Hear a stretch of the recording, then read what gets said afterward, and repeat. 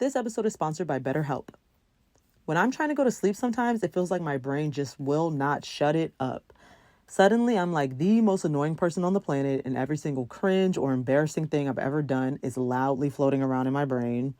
If you can relate, therapy is a great way to talk it through, get it all out of your head so you can finally rest easy. If you've heard my other podcast, then you know I'm a therapy girly for real, okay? Therapy's #1 advocate. It's helped me see my own issues and get out of my own way in life. If you've ever considered therapy but didn't quite know where to start, give BetterHelp a go. It's all online and super flexible, so it can easily accommodate your busy schedule. All you got to do is fill out a quick little questionnaire to be matched with a licensed therapist. And if you're not feeling that therapist for any reason, you can switch to a new one at any time for no additional charge. Get a break from your thoughts with BetterHelp. Visit betterhelp.com/BPLP today to get 10% off your first month. That's betterhelp.com/BPLP.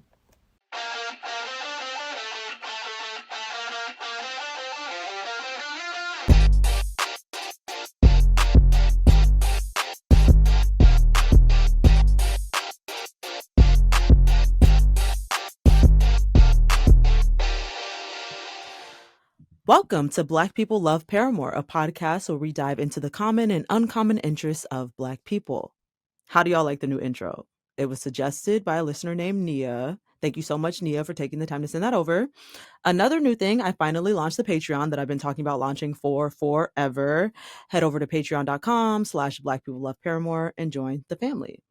Please feel free to donate to the show at the link in the show notes, and please rate us and write us a review on Apple Podcasts and Spotify, 5 stars only, because we are 5-star bitches. Word to Yo Gotti. If you are watching this on YouTube, please like, comment, subscribe, and all of the things. I am your host, Sequoia, and today joining me to talk about America's Next Top Model, we have writer, performer, film, and audio maker, Simone Polanen. Thank you for joining, Simone. Thank you for having me, especially to talk about one of the greatest TV shows ever made. Hell yeah. Like, literally, I spent so much of my childhood watching this damn show. And it probably didn't have the greatest psychological effects in retrospect, but I didn't know when I was watching it, you know? It was a good time. Yeah. Tell the folks a little bit about yourself. Sure. So these days I'm hosting different podcasts. I am hosting Not Past It, which is a history show on Spotify. We sort of connect events from the past and try to understand how they're still influencing and informing, the present moment that we're living through. And then I'm also hosting a new trivia show called Past Perfect, available wherever you get your podcasts. And that's just fun, like pop culture history questions. We've got some fun podcasters, comedians competing. So really excited about that. Yeah. That sounds very fun. We love trivia over here. Oh, good. Very fun stuff. Yes. Okay, before we get into talking about America's Next Top Model, we have In My Defense. In My Defense is our segment where we bring one of our unpopular opinions and defend it for you all. Simone, I am very interested to hear your unpopular opinion. Yes. Well, so I was thinking a lot about this because I was like, I feel like Tyra Banks herself, I could do a whole in defense of Tyra. I'm telling you, you could. Because she comes from a specific context that needs to be considered. She does. But I'll save that maybe for when we dive into the show. Okay. Okay, here's my unpopular opinion. Punctuality is overrated. I don't think being late is that bad. That is unpopular. Absolutely. That is unpopular. That's a real one. You're in New York, right? I'm in New York, yeah. I feel like that is particularly unpopular in New York. And it really shouldn't be, because, hello, the MTA, like, we're all at the mercy of the MTA. Fair. That's famously fair. Unreliable. In LA, I feel like punctuality is a lot more flexible than it is in New York. Me, as someone who identifies as an East Coaster but is very much from Los Angeles, I'm also pretty punctual, so I'm like, yeah, no, that's unpopular. That one is an unpopular okay. one. All right.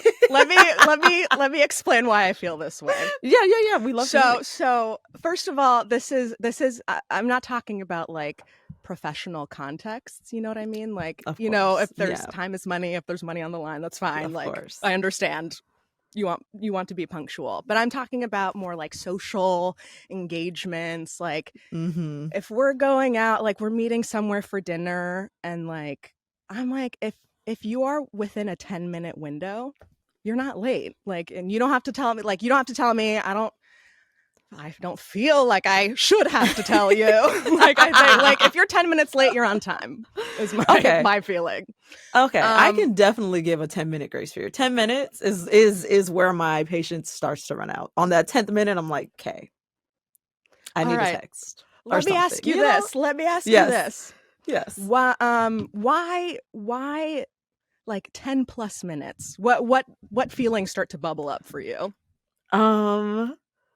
Damn, hold on. This is getting deep into my psychology now. Now it's about to get real deep into my psychology. Okay. The feelings that start to bubble up for me, I have my eyes closed. I'm really trying to put myself in the situation. Tune in, yeah. I feel disrespected. That's the primary thing. I'm like, oh, you just like don't give a fuck about my time, huh? The one resource on the planet that I can't get back.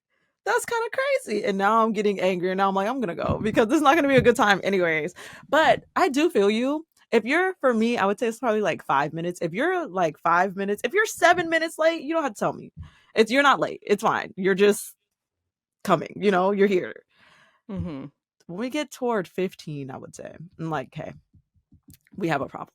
I need a text. I need to know what's going on at least. A little heads up. Hey, so, okay, 15 plus minutes a heads up. I agree with that. Yeah. And I get the feeling disrespected thing. I think that is a very common thing, right? Like, you're disrespecting my time. Yeah. Here's my thing though. Yes. Why are you trying to control time so much? Oh, why are you so desperate to be oppressed by time? Like, why can't you people watch? Why can't you like take a moment and be in the present and be like, you know what? I can't control time anyways, so I'm not going to worry about being controlled by it. Come on, Simone. That is a word. Open your third eye. Open your third eye, okay? Your chakras are calcified over. Open them up, okay? That's really what's happening. Okay, I totally get that. I hear that. That definitely makes sense. Simone, are you an astro girly? Okay, like not actually, but in spirit. Yes. I support the movement. Okay. Yeah. Love that. Do you know your big three by chance? I am a Taurus sun. Okay. I am a Leo rising. Okay. And I think I'm an Aries moon. Okay. What does that mean? Okay. Are you like I'm just wondering because you're like, you can't control time, and I'm like, my Capricorn rising Virgo moon ass is like, I'll be damned if I can't. But it's correct. You actually just can't. I just don't know how to relax. I think this is okay. This is an even more controversial thing to say, but I stand by it. Punctuality is not only not a virtue, it's a maladaptive coping mechanism. Oh, wait. And that's a big thing to say. We're getting deep. I want to hear more. Listen, because I do think it's a stress thing. I think it's like I think the frustration and stuff, it's like anxiety, right? It's like I plan to do this thing at this time and things aren't happening the way that I planned them. Absolutely. Well, that's life, folks. Absolutely. I don't know what to tell you. Wow. So I think we could be a little bit more flexible. This is crazy. I have to take it to my therapist. Yeah. Absolutely. And you're not wrong. I welcome that for anyone listening.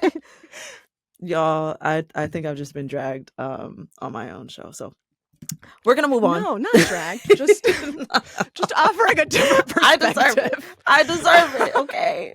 I do need to relax a little bit. Okay. I don't have, and in my defense, as y'all know, I'm tired of telling y'all my unpopular opinions. I've had enough. Maybe I'll put it on Patreon. Now that Patreon is there, go on Patreon. Maybe I'll share some unpopular opinions that I won't say in public. Ooh, okay, because I have a lot of those. Very I'm a Gemini sun. I live for an unpopular opinion. My whole spirit is unpopular opinions. Anyways, okay. Song of the week. I have a song this week, but Simone, I want to hear yours. I want to get to know you a little bit. What song did you bring for Song of the Week? Oh my God. I so wanted to bring something cool and be like, yeah, I have really amazing music taste. But then I was listening to your show and there was so much good nostalgia. I don't think this has been mentioned yet. I don't know. You correct me if I'm wrong. Bowling for Soup. Has this been brought up on the show before? No, it hasn't. Okay. Then I'm going to submit Bowling for Soup's 1985 as my song of the week. Yeah. Great one. Fantastic decision. Yeah. It's just like, that was a good one. It's a beautiful narrative. Yes. 19.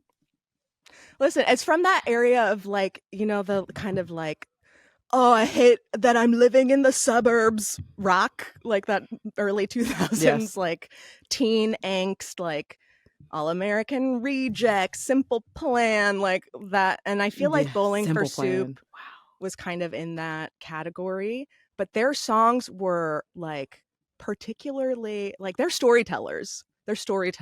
Yeah. And like they're very Americana. It's very something very nostalgic about it. And it's like 1985 when you look at the song, like it's kind of like an empathetic. Okay, maybe this is giving it too much credit, but it's like, in my opinion, like an empathetic portrayal of a woman going through like a crisis as she's aging. It really and is. Like, yes. Also, the song hits way different when you're in your 30s versus like listening to it as a 13-year-old. Yes. Yeah, I agree. I heard it for the first time in years, maybe like within the last 2 years. I heard it at some point, and I was listening to the lyrics more closely than I did when I was a child, and I was like, oh my God, that's what this song has been about the whole time. Just this woman having a hard time with coming to terms with the fact that she's aging and probably has anxiety. Isn't there a part where they talk about her like taking Xanax or Prozac or something like that? One Prozac a day. And I'm like, yes. I'm like, oh my God, this is terrifying. Yeah. This is an existential crisis. It really is. Yeah. It's deep stuff. It is. They really did paint a picture. It is a good song. Great song. Great choice, Simone. Absolutely. Love that. Thank you. Okay, I have a song this week too. My song is Most Girls by Pink. Now, if you don't remember the song, because I never remember it from the title for some reason. When I hear it, I'm like, oh yeah, I know that song, but I don't know the title. It goes, most girls want a man with a mean green. Don't want yeah. It's so fucking good. It is such a good song. It is okay. It is a pick-me anthem, though. Such a pick-me anthem. Well, she's saying, I am nothing like most girls. Of course, no, there's so many pick-me anthems out here. I could actually do an entire episode about pick-me anthems alone. But it was such a pick-me anthem. She's like, I'm not like most girls. Most girls want a man to do yada, yada, yada. I could do for myself. I don't need that, blah, blah, blah. Good for you, Pink. We love that. Okay, Blackpink. Wow. But what a time. It was a good song. It was a good time in music. When she was really R&B too, when she was like in her soulful white girl era, Yeah.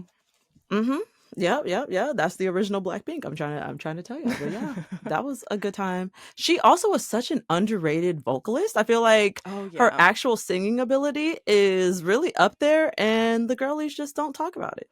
I know. Except for I feel like I don't know who they are, but there is an army of Pink fans, because you look at footage from her concerts where she's like doing her circus tricks and whatever, and you're like, oh, there's 5 million people in attendance. Like, whoa.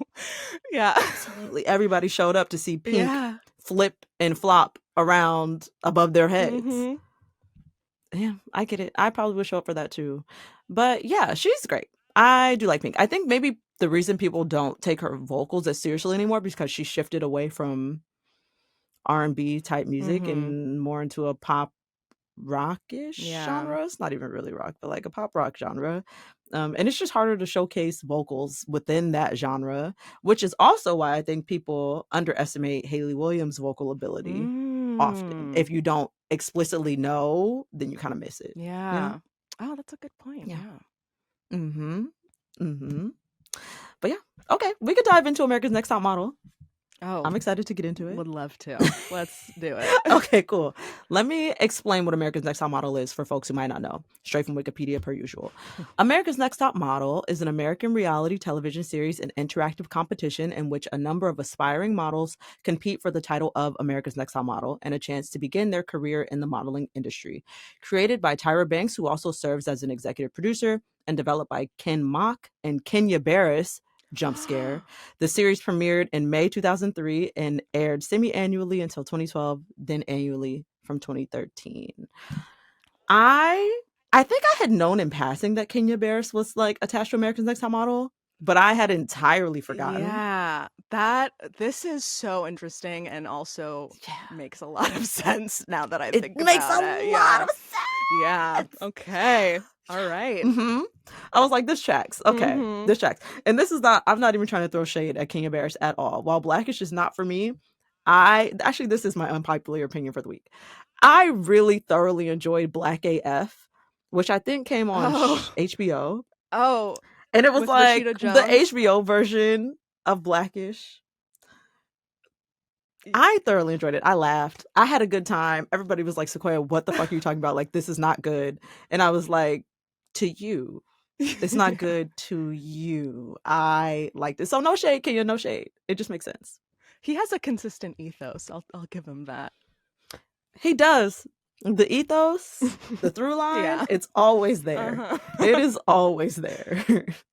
Okay, let's start off with the theme song. I loved it. Oh yeah. Did you like it? You wanna be on top, Yeah. top. Yes. It's literally so good. I used to run around my house screaming that at my parents.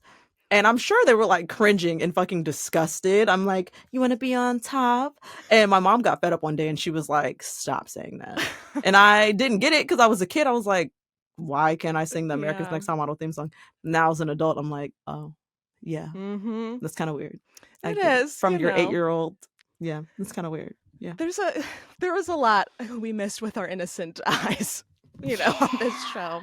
Yeah. So it's interesting. I feel like a lot of people are going back and doing like a reckoning of America's Next Top Model, and like, I knew there was stuff that was messed up at the time, but then you look back and you're like, oh, whoa, the damage is pretty deep. It's pretty deep. It's pretty extensive. I guess, what are your general thoughts on the show? Like, do you still look back at it fondly, or are you like... I do. I do look back at it fondly, but also acknowledging it was like extremely problematic and like okay, this is where okay. Let me back up a little bit. I think being a fan of America's Next Top Model is an exercise in holding two opposing things at the same time, because there's a lot of fun nostalgia. There's a lot of like, I don't know, just like whatever. It's not the healthiest portrayal of women, but there is something exciting of like, this all-female cast where it's like, I don't know, women competing to like, I don't know, for like these careers, and they're navigating relationships with each other and relationships with themselves. Like there are some interesting dynamics there. As a young girl, it was just exciting to see like older girls like, live their lives and do their thing. A very creative show. Like the challenges were super creative. Yeah. They had great judges. Yeah. Like Miss J, like the introduction of Miss J to the TV audience was an incredible move.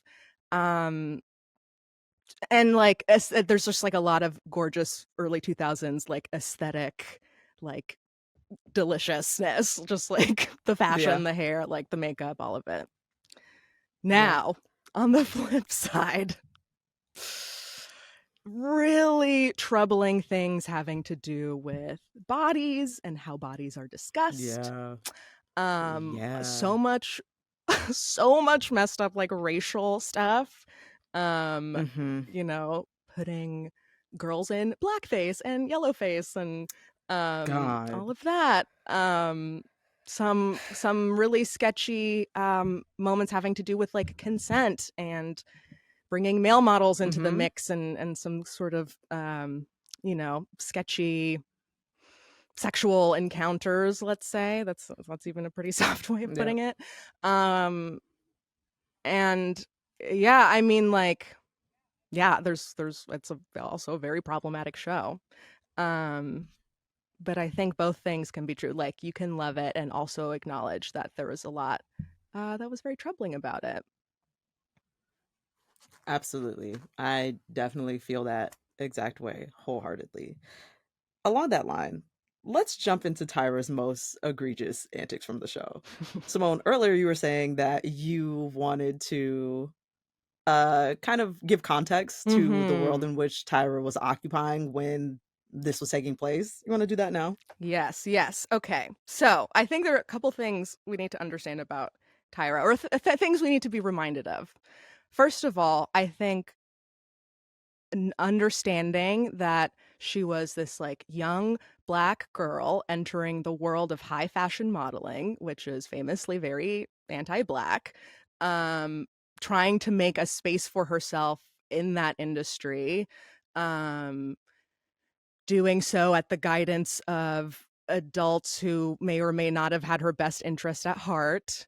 Mm-hmm. And like, I think, I think she absorbed a lot of really toxic messages that the fashion industry spews about people of color, about different body types, about you know women of different ages. Like, I mean, just name a category, and like the fashion industry probably has a troubling relationship with that. Um, However, she found great success in this industry, and you have to ask yourself, like, what parts of yourself do you need to deny in order to like get to the upper echelons of an industry like this? So, That's not real. excusing behavior, but that just to understand, like, I think that's something important to consider. And then having to do with the show itself, America's Next Top Model came on the air at a time when reality TV was so out of pocket consistently. Mm-hmm. And like, Yeah. I'm reminded of shows like, what was it? The Swan, where like, I don't know if you remember this, but it Hmm. was like I don't. different women would come on and they would win plastic surgery procedures, and then What? the like hottest women who got full body makeovers would compete in a beauty pageant. I think there was only one season of this show, understandably. Oh my But God. that's like, this is the time that we're talking about. Where, or like, The Biggest That. Loser was one of the most popular shows at the time. Just like, Yeah. um, fat phobia in prime time, like with no conversation really about, hey, how do we feel about this show? Um, Mm-hmm. um, what was it? I'm trying to think. Um, trying to think of like other shows. Oh, I don't know. Okay, this is super random, but like Beauty and the Geek is a show that comes to mind. I don't know if you I remember kind of this, remember that. where it was Yeah, a like little bit. a bunch of hot, stupid women and a bunch of nerdy, smart men are Yes. going to be in a house together, and like, how Right. do they interact? So this is the era of like social experiment reality TV. That's really Yeah. just like Yeah. putting people in like uncomfortable situations and like exploiting them for entertainment. A Um 100%. Oh my God. You just kind of reminded me when you said social experiment reality TV. There was this one show, if I'm not mistaken, it came on like ID channel or maybe something like that. mhm. And it was called Black or White or Black and White. I can't remember which one. But it was essentially wife swap, but race swap. And so they took a white Wow. family and a black family and had them switch races and live their lives as the other race. Wow. Wow, this was such an era for reality TV. And it was around America's Next Top Model time as well. Man, That was wild. That's so crazy. That's They all. had white people in full blackface. And were people like, yeah, this is a black person? Yeah, people, yes, allegedly, you know, based on what we were Yeah. watching. But yeah, they had like little hidden cameras following them Oh my around, goodness. and they were. I remember one instance they were riding the bus, like the white family dressed in blackface was riding the bus or something, and somebody called them niggers, and they were like, "Wait, what?" They're like, "This actually happens? Shut up. Yeah, shut up." But I was like, did people really think these are black people? Anyways, Yeah. yes. Whoa. Okay. So when you think about America's Next Top Model on the spectrum of all these shows, right? It's like On the shockingly spectrum, moderate. it's kind of tame. Yeah. Yes, it's a little bit moderate. It's definitely like kind of playing that centrist role on the spectrum because things really did get wild. I feel like some of Tyra's most egregious antics from the show included her pretending to faint to scare the girls. I think they were doing an acting challenge or something. She wore a she wore a fat suit on the Tyra Banks show. That was the Tyra show, America's yeah. Next Top Model. Yeah. Yes, she wore her, but let's table that because Same that goes universe, back to the fucking same universe. Okay. Also, just some of the stuff that took place on her watch, like the makeovers often were kind of humiliating and she loved to mean, humiliate and the cast. she loved some humiliation. Yeah. She like loved it. It was really her shit.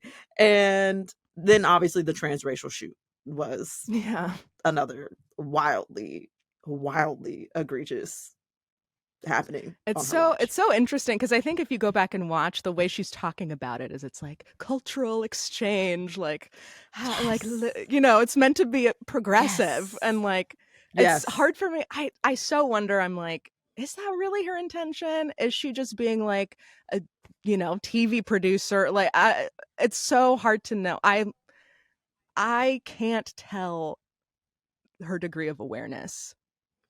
Mm-hmm. And there's something, and I think that's part of what, I don't know, keeps me interested because I'm like, I agree. How much thought is being when I put look into back, this? When I look back and like watch the clips, especially from that episode, first of all, it was a Got Milk campaign. Why the hell for a Got Milk campaign did these girls need to trade races and do all this wild stuff? Very unnecessary. Put the little milk above the upper lip and call it a day.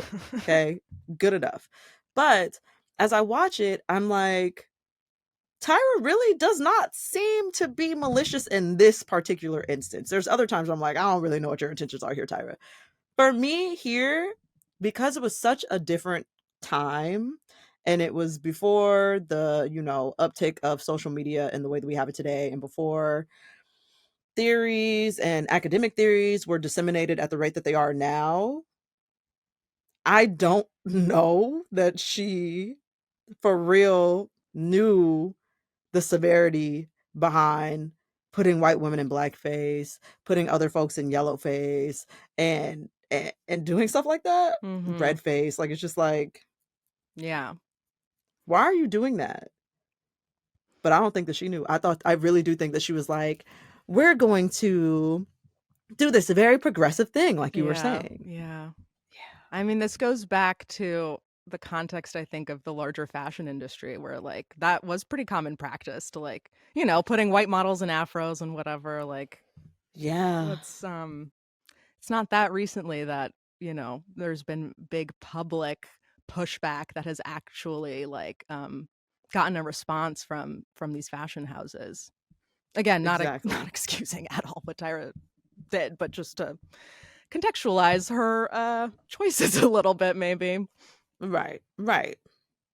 Yeah, bad choices all around. Yeah. Nevertheless, the history of all of these things sustains, and if she had taken even a brief second to take a look and make sure that everything was okay, she would have been like, maybe this isn't a good idea. Or maybe as a TV producer, she would have been like, we're extra doing it.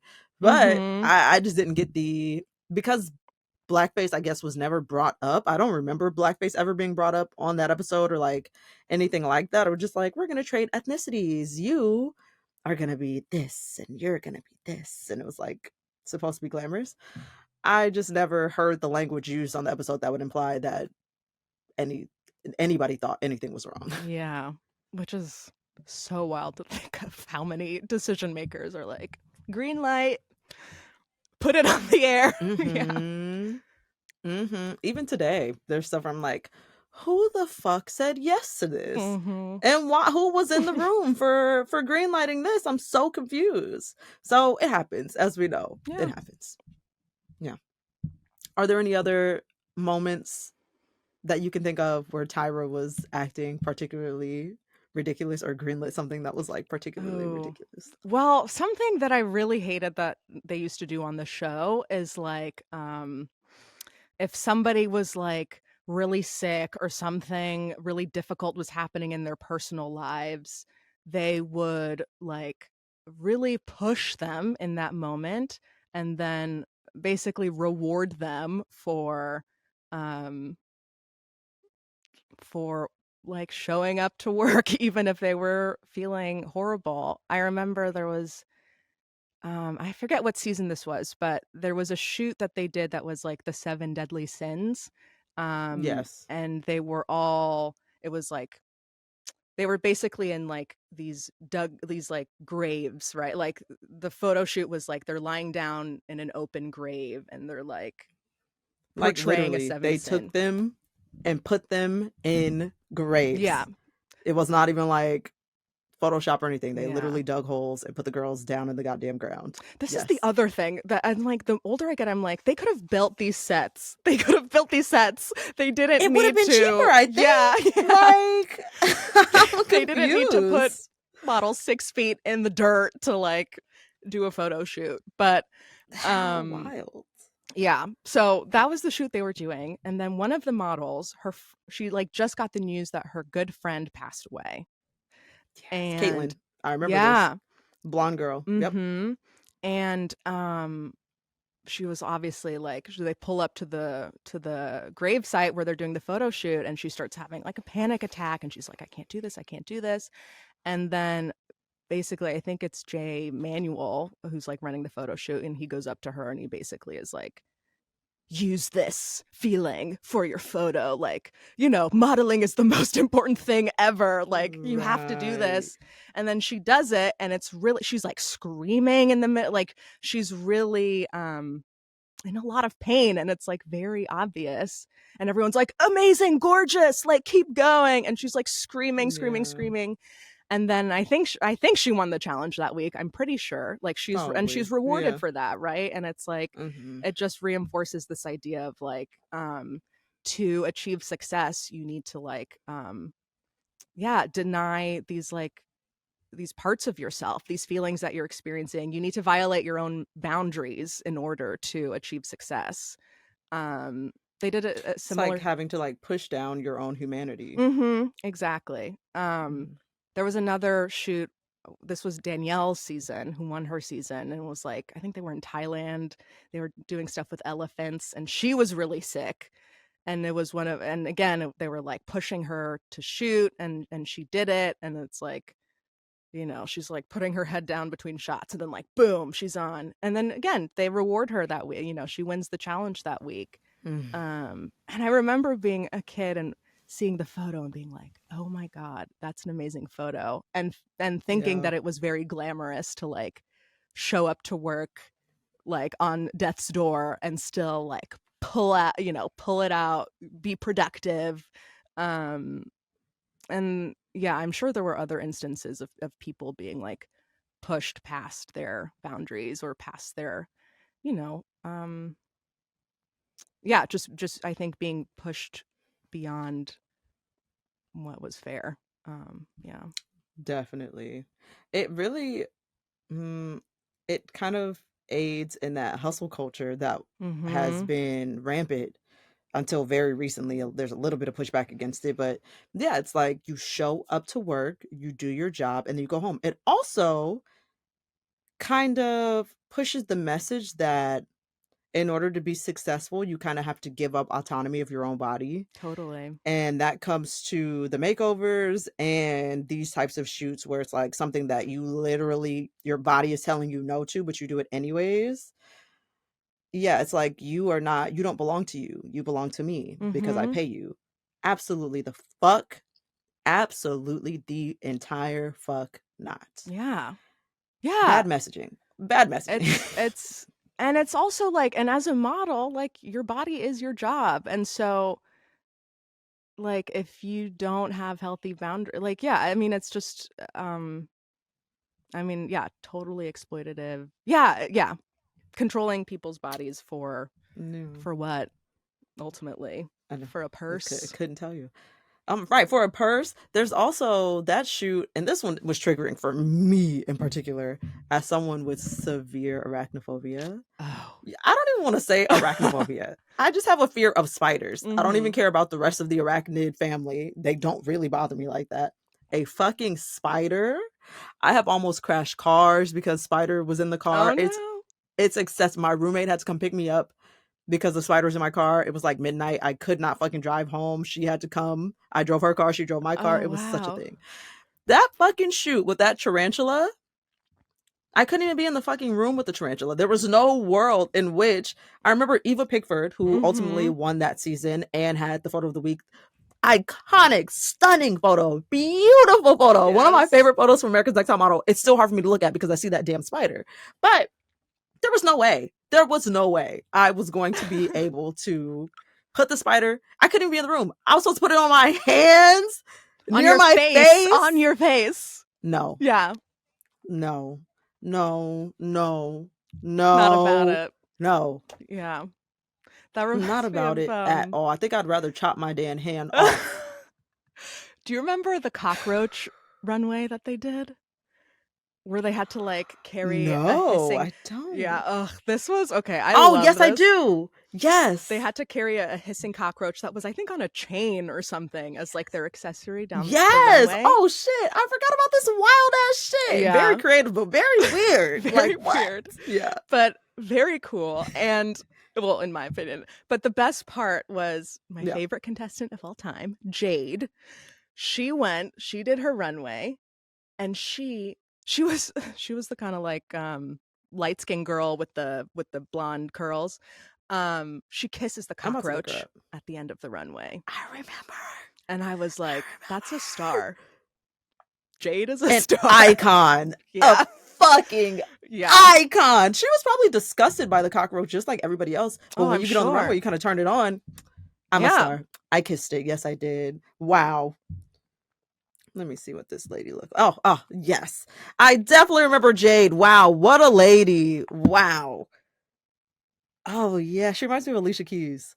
Yeah, she kind of does. She kind of looks like Alicia Keys a little bit.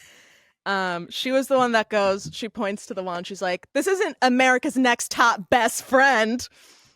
And that's like, yeah, period. Which is true. Iconic. A line. Mm-hmm. Oh, she just has so many good moments. Tell me about your other favorite contestants. Do you have any other ones? Jade is a great one. Oh, Jade I loved. Yaya I really loved. And she was done so dirty on her season. She's so beautiful. I love that she has this like flourishing acting career now too. Yes, me too. She just had such a point of view, you know, like, and she was really like grounded in herself. Which is not common for people that young to be, and especially not somebody who's like submitting themselves for a reality show, you know. She had such an old soul. Like I never registered her as young, you know. Like I was like, oh yeah, Yaya's like older. She wasn't though. She was young. I really liked Mercedes from season 2. She made it pretty far. She was really young. One big part of her storyline was she had lupus, and that was like she had to manage that. Actually, a lot of those early seasons had some really talented models. They did. Because like those first 2 seasons, I feel like were actually a little bit more like, this is what the modeling industry is, and this is that's her. You know, it felt a little bit more like grounded in the real world, and then it was just like, it's the circus now. Like at some point it pivoted. Naima I really liked. I thought she had a really cool look. Oh, Nick. She's listed as one of my faves. Do you remember Nick? She was the runner-up the season that Nicole won. Let me see. Nick ANTM.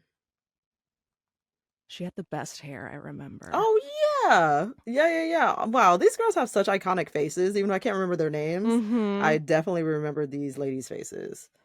That's yes, Nick. yes. Oh, so what a good pretty. one. Yeah, what a good one. I liked her. I really liked the twins too. Do you remember Amanda and something? Amanda and I might have to look this up real I don't quick. remember any twins. ANTM twins. Amanda and Michelle. The Babin twins? Yeah. Oh no, that's season 23.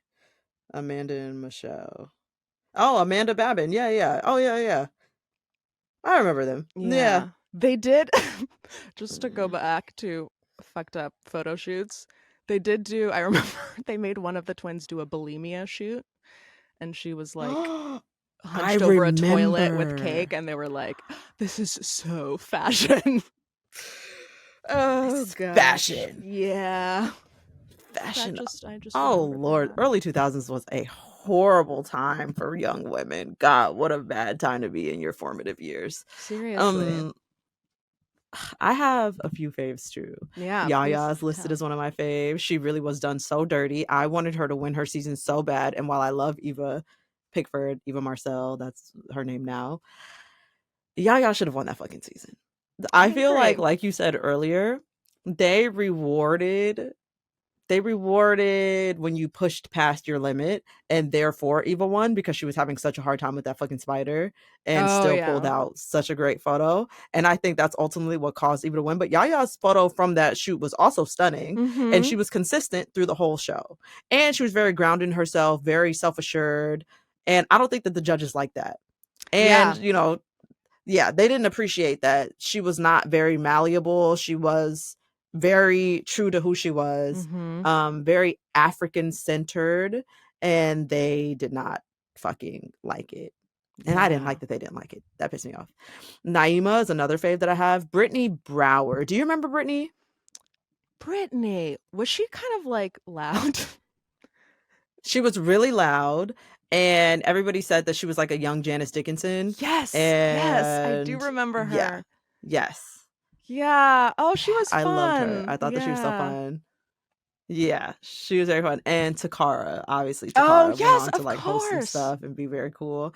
She was like one of the first plus size girls to be on America's Next Top Model, if I'm not mistaken. Like actually plus size. Was Takara actually plus? Let me look, because I'm saying actually plus size for my damn. She could have been a size 10, 8-year-old mind, honestly, and she really might not have been. Right. She truly might. No, the fuck she's not. I'm looking right now. This is the what? She's a size 4. I mean, she's like, what? Oh my god, this is small.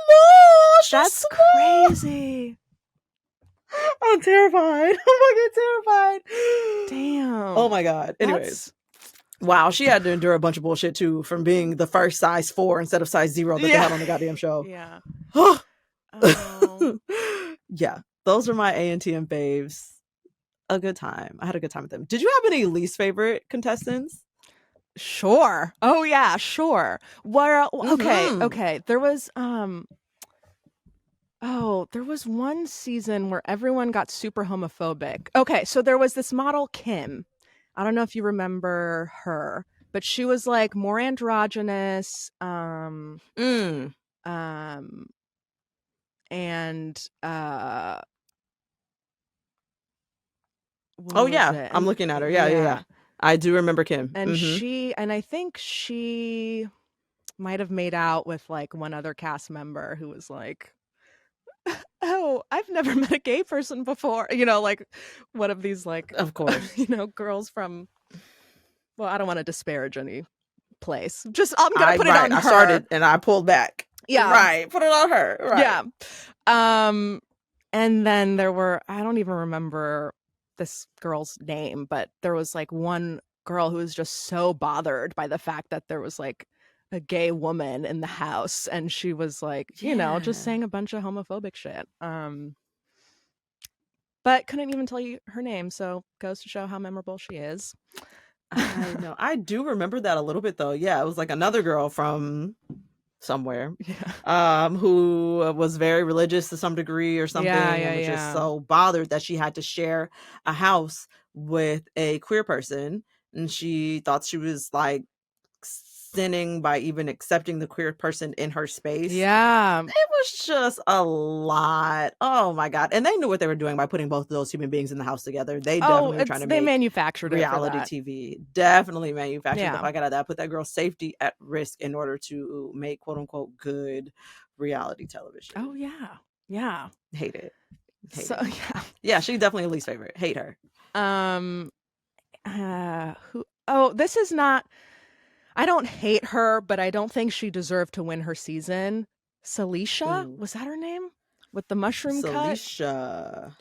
Oh yeah. She was like the first petite girl, right? Maybe. I think she was. Maybe. She had the controversy was she had a pre-existing relationship with Tyra, kind of, because she had gone to her like summer camp. So it felt like the season was rigged in her favor. She's 5'10". She's not petite. Never mind. But yeah, I do remember the mushroom cut girl. Yeah.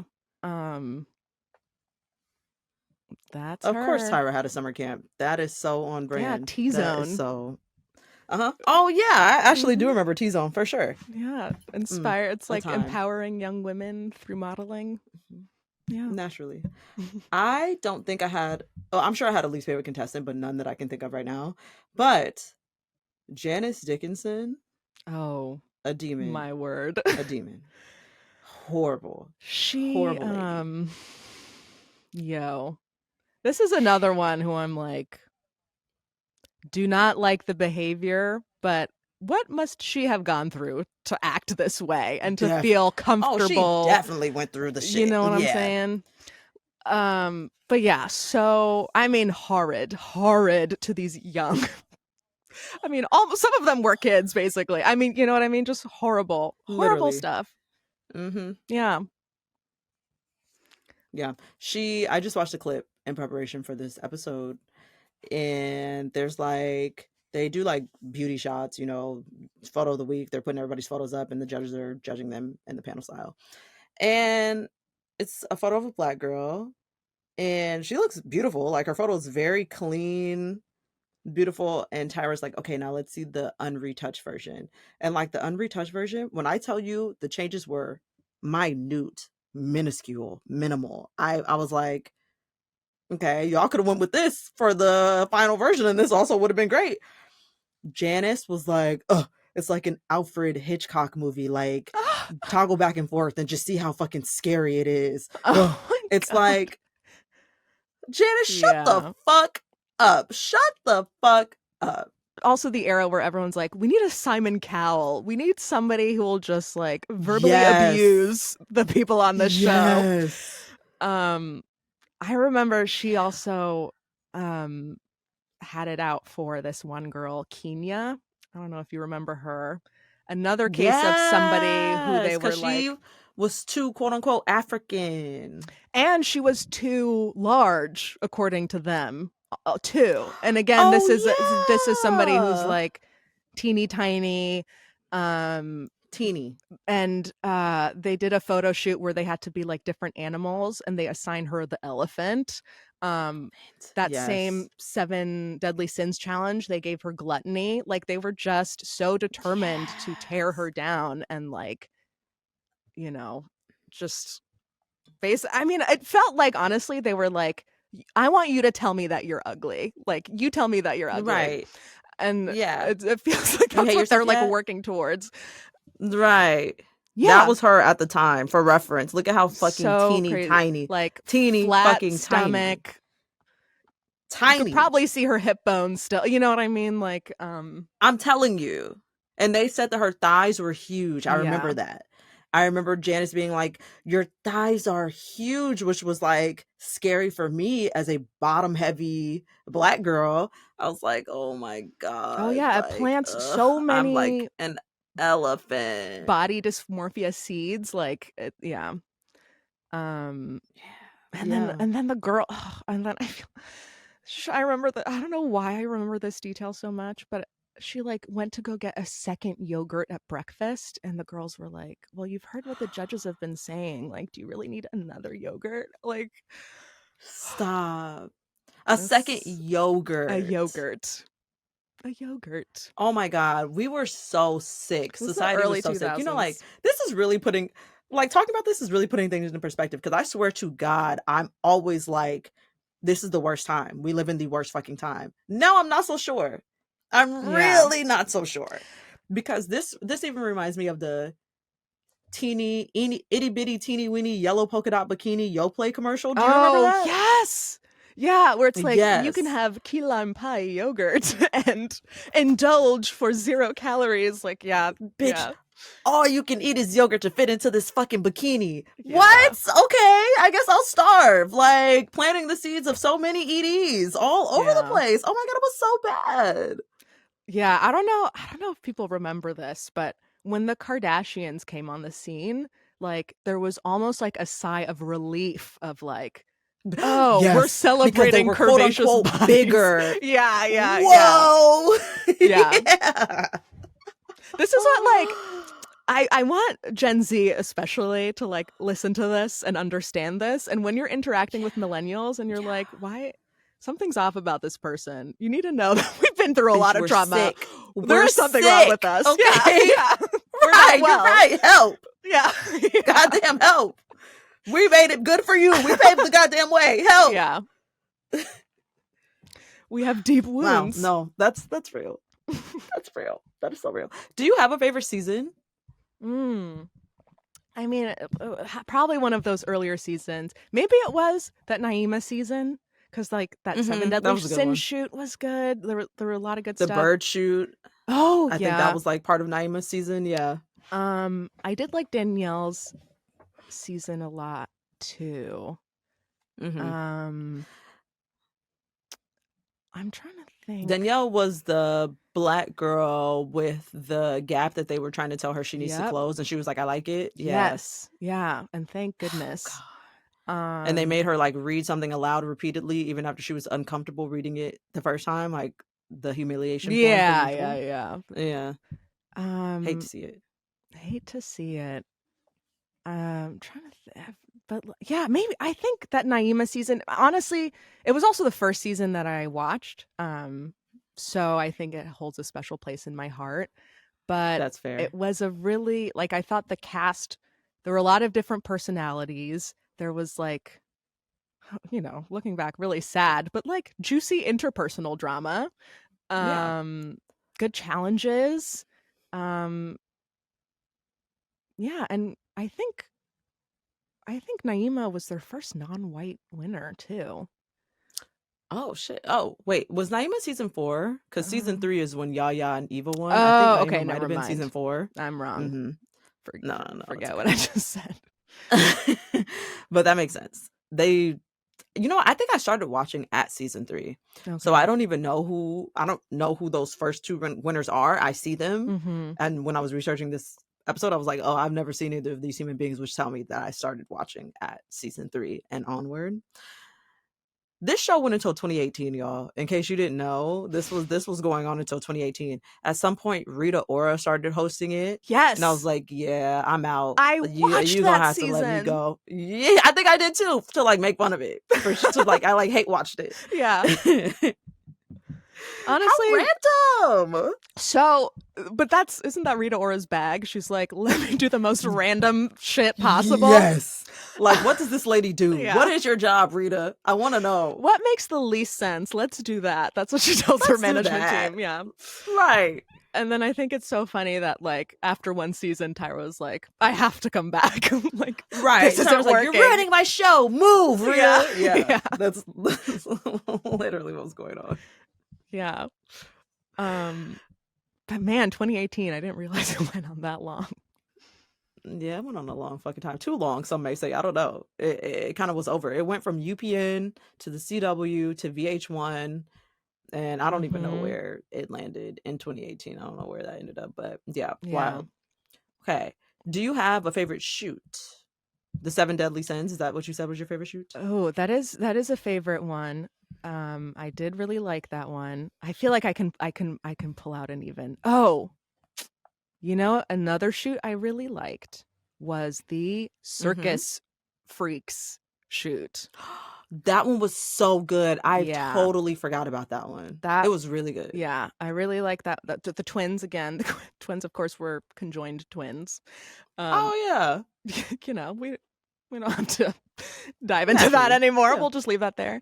Yeah. But I remember too, there was one model who they wanted to be the strong man, and like her whole thing was like she had like kind of like a more square bone structure. They gave her like a shortcut, and she was really struggling with like she wanted to be feminine, but they were kind of trying to push her into this more androgynous box. And then she did that shoot, and she like, they like painted on these like abs, and she had these like muscles, and she was like holding up this like big barbell, and it was just a really powerful photo. And I think, if I remember correctly, I think she saw for the first time like, oh, I can express beauty outside of femininity. At least, and for me too, it was for me, I was like, it was really exciting to see like women, with different expressions, like find their beauty. Definitely. Yeah. Certainly feel that. That one was a really good one. I absolutely forgot about that one. I think Carrie D was on that season, if I'm not mistaken. Yeah. And I do remember Carrie D being someone that I liked as well. I don't remember much about her. I just remember having an affinity for her. I think one of my favorite shoots, or just the one that sticks in my mind the most often, is the Zodiac shoot. Oh yeah. Where they had each of the girls be a different Zodiac sign. And it sticks in my mind so much because of I don't remember how to pronounce it. UV? Yeah, I think this woman's name was pronounced UV. I remember her, yeah. Was scheduled to be Pisces. Pisces is a fish. That is the zodiac symbol for Pisces. And her photo shoot ended up turning out not great and this also pissed me off. Who determined the best photos? Tyra always said it was her. Oh, but yeah. you're telling me that like sometimes there was no better photo than like UV's dead face turned, like she never made a different face than that. Okay, Tyra, y'all were pulling strings and fucking with people's careers and lives for real to make quote unquote good reality TV. And that was annoying. But yeah, I definitely remember UV's shoot all the time. And I remember the judges being like, you look so dead behind the eyes. Like, this is a horrible photo. Like, and I think not sure if it was her, but sometimes the girls would push back and be like, you're telling me this was my best photo. And they would always get so mad. They're like, yes, are you saying that we don't know how to do our jobs? Yes, this was your best photo. I promise you never look better than you did right here. And you look horrible right here. So what do you think you look like in the rest of the photos? Okay. Yeah. Y'all are just doing too much. You're lying. Show me the photos then. Prove it. Yeah. Oh, man. They really did not like any kind of pushback whatsoever. They didn't. The moment you stuck up for yourself at all, you best believe you're not winning the show. You might get kind of far, a la Yaya, but you're definitely not going to win the show. You push back on them too many times. Yeah. Do you have any other thoughts? One more style of shoot that I wanted to highlight was anytime they put the girls in drag. Those were great shoots. There was like there was one where it was like they all had to be a different kind of guy, like surfer guy or like business guy, and then there was like a guy in drag also, and they were like, these couples but like gender swapped. And it's always so fun to see. Like, I feel like people were really playful with that shoot, and people sort of like were able to inhabit this different energy, which is really fun. And then there was the other time where they had to play celebrity power couples, and so they would dress up as like both members of the couple. And, there were Jay-Z and Beyonce for one of them, weren't they? Jay-Z and Beyonce. I remember that. Yeah. Do you remember Anchal? Yes, I do remember Anchal. Yeah, she was Oprah Indian? and Stedman. Yeah, she was Indian. And she was Oprah and Stedman. Yeah. And seeing Anshul as Stedman is like one of the best moments in TV. What a fucking time. Yeah. It was fun. I felt like because we were all watching the same stuff, whereas Mhm. now it's a lot more divided, you know, between streaming or just having a bunch more content that exists in the world. We're not all consuming the same thing anymore, but at some point we were all watching the same stuff. Like we all watched American Idol. We all watched Mhm. America's Next Top Model. It was just something that we were doing, and we were definitely calling in for American Idol. And we were, Yeah. you know, like we're all doing. We used to be united. Yeah, yeah. Okay? We Yeah, used to it's be united. definitely Where have the we media gone? landscape. That's the reason we're in this place we're in now. There is something about like the fragmentation of culture that just it makes it harder to relate to people. Unless they're like really aligned with all your little niches. Right. And like, who is? Oh my God, that's why we have the loneliness epidemic. This is like Oh wow. We're therapy through diagnosing pop culture. society right Right. now. This is therapy through pop culture. Everything is 2020 in retrospect. Wow. Yeah. This is wild. Yeah. I don't think I have anything else. There was something else I want to mention, but I can't remember what it is now. And I'm going to be so annoyed when I turn. Oh, I want to talk about, of course, Tyra, yelling at Tiffany when she got eliminated. We have to talk about it. Yeah. Man, that is honestly still a hard moment to watch. It is. When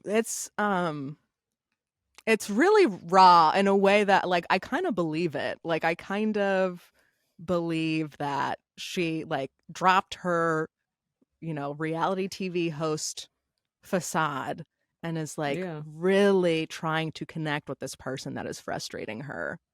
But Tiffany did not deserve to be talked to in that way on television. She did not. And also, modeling is not the most important thing in the world. It's not curing cancer. Like there's no need to, and I say that about my own job too. I don't want any models to be like, oh, you think this shit is easy. I really don't. First of all, I really don't. I did exactly one modeling thing and could never do another one because I had an attitude the entire time because the shoot was too long and I was on my feet too long and it was exhausting. Anyways, yeah, we're not curing cancer, most of us. And so there's literally no reason for me to take verbal abuse at my job under any circumstances, whether I'm a model or otherwise. So yeah. Watch him out. And also, like, I don't know, like, she was like trying to protect herself. You know what I mean? Yeah. And I think it's really short-sighted to see somebody who isn't crying and to arrive at the assumption that they don't care. Like, how did you get here?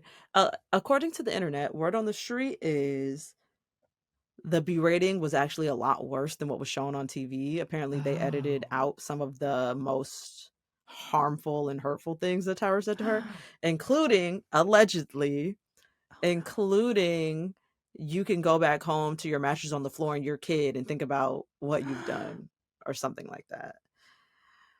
So I've seen Tiffany talk about it like since, and she has mentioned that like she felt very disrespected and like that just like wasn't okay. I think she might have reconciled with Tyra since. I can't actually remember that part, but I definitely understand like, yeah, someone's evoking very personal, close to the chest things for a TV moment. Yeah. Now, if I swing, I'm wrong. Okay. Yeah.